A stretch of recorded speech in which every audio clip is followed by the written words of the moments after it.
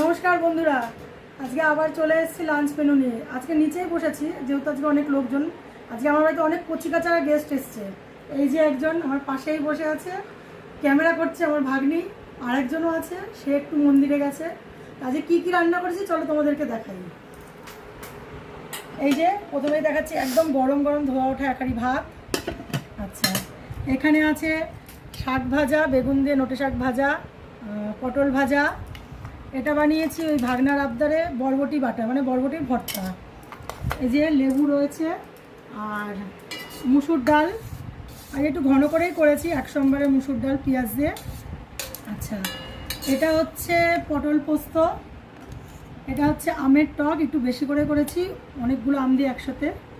আচ্ছা, এই যে স্যালাড, আর তার সঙ্গে এই যে লাল লাল ঝোল, কিন্তু যে পাতলা ঝোল করেছি, লাল লাল বললে ভুল হবে। আর যে চিকেন ঝোল